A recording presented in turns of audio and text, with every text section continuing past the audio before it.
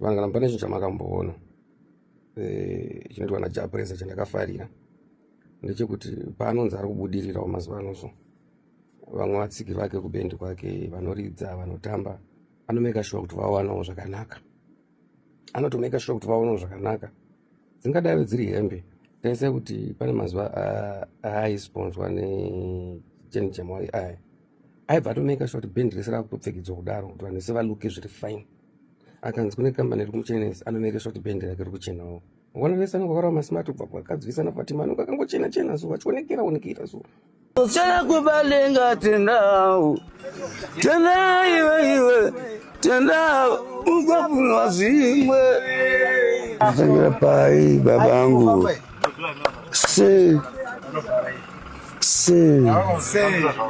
papa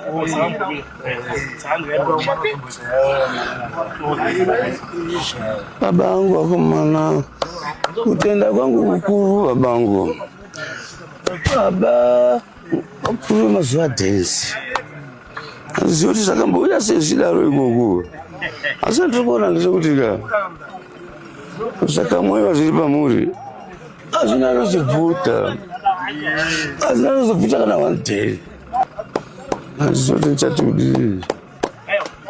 kudii asinongoti wedzerwai pamabvisa ipapo patutsirwe mota 2000 years if you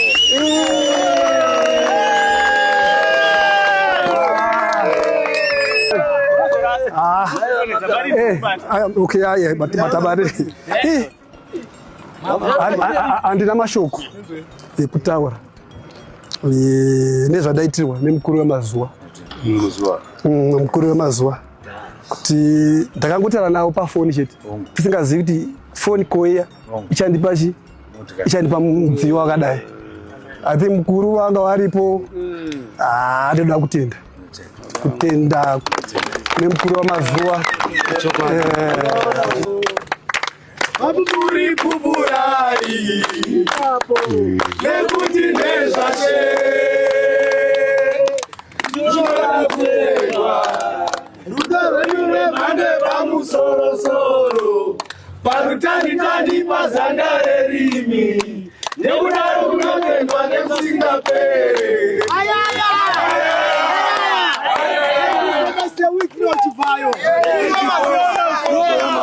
Ndakaona kochi Rambo vakapiwa Toyota Fortuner itsva.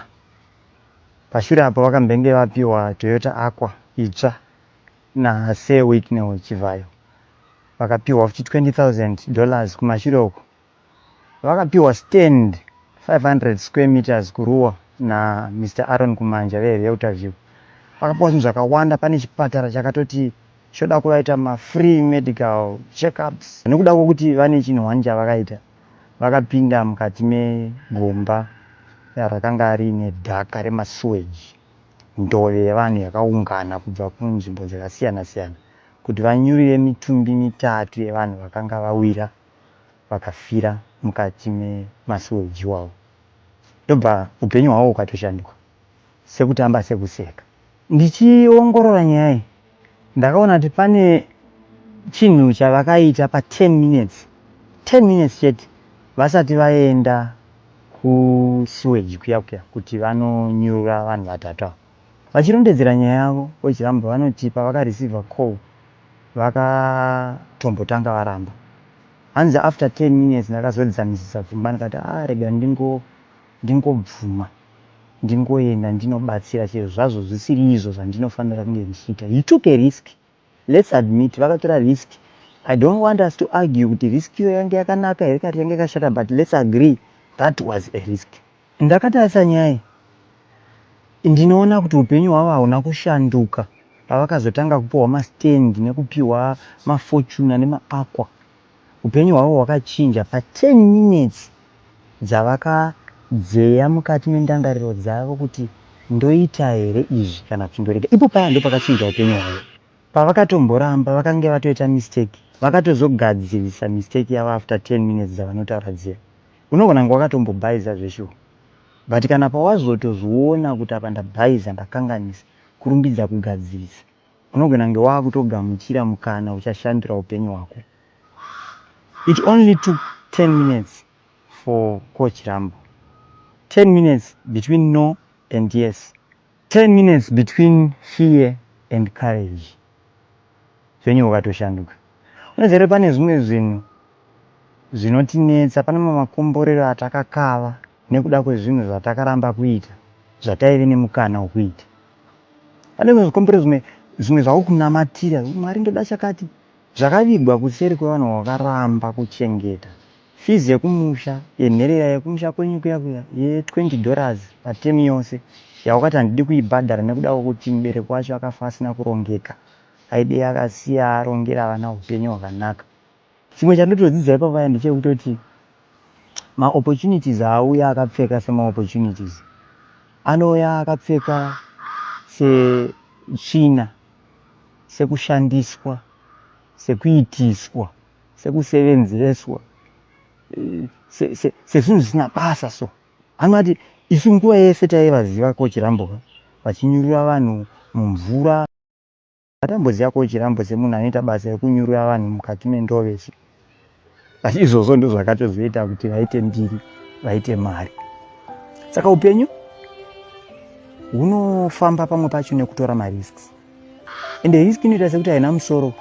Zvaisameka sense kuti unzwe Coach Rambo dewaive hama yake achitaura kuti ndoda kuenda kunonyurura munhu mukati mendove ndi akafa. Kuti munhu wacho handa akatofa, uri kumhanyirei? Wadiwa miria vemahani saka nechichi. But iye akatoweya akatoona, handisi kukurudzira munhu kuti muite mariski anokunyudzai, but iyo ndounoziva capacity yako. Iye akanzwawo simba rake mari akaona kuti ndokuda kutira zvikaita. Pane mwe mukana varume inotouya totoisiya ichitoenda nekuda kwekuti iri kutibisa mucomfort zone yedu. Wototi haina handingaendi basa iro, ndakaita accounts. Basa iro kunzi ndinde kwakati handiti izvozvo. I'm a trained archaeologist. Pamwe pacho mikana inouya yakaputirwa mumapepa atisina kujaira, iri kundima dzatisina kudzidzira. Iva neziso rekugona kuona ma-opportunities. Mukana haiuyi chinoka kugwadama mberi kwako kuti ndanchikumbirawo ndini mukana, ndokumbirawo nditambire nemaoko maviri ndibasa.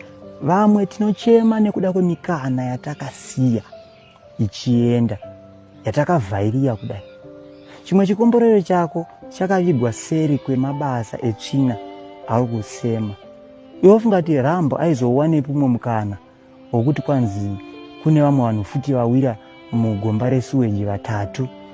Zvaizomboitika futi, imofunga zvichaitika, handikanzwira yakatoti ichazvigadzirisa. Pane vanhu vakatopinda vari kumakoti mataredzi mhosva nenyaya iyoyi. Indinoona mukana wekuitika kwazvo uri pedyo nekutoshaika. Saka mukana wengoya pamwe dei akaramba achiti haiwa handingaiti izvozvo, vaigona kutonotsvaka mahani saka amaitaura pasocial media. Vaide vakangotsvaka hani saka vaigona kutotsvaka mahani saka achinaiwo kunyurura vanhu. But mukana wakangouya panguva diki akambouramba 10 minutes later akakurumbidza kuona ndabhaiza akaugamuchira. Sei wikinewo vaizomboti ndinoda kupa muridzi wehani saka, dei pakashanda hani saka, toda kumupa Fortuna, toda kumupa Toyota Aqua ne20,000. Pane imwe mikana inouya kwauri, kwete nekuti hakuna vamwe vanogona kuzviita, kwete nekuti hapana mamwe maitirwo azvingaitwa zvacho zvauri kunzi unoita, but nekuti ndo pakavandira makomborero ako. Ndakaona minista Machakaire vakatoti handichaona kuti ndichataura nemukuru wenyika ndite sei tione zvatingaitira murume uyu, maybe a few cattle and a piece of land. Ukaona minista vachitaura kuti a few cattle, few ya minista Machakaire yasiyana few yangu kunze, zvakatosiyana. Watopinda mukomana nekuda kwedecision yaakangoita in 10 minutes. Yontora gore rose uchiti ndiri kufunga pauya mukana. Life is about taking risks wakomana. Vanhu vese vamunoona vakabudirira vakatora marisks. Gona kuona mukana.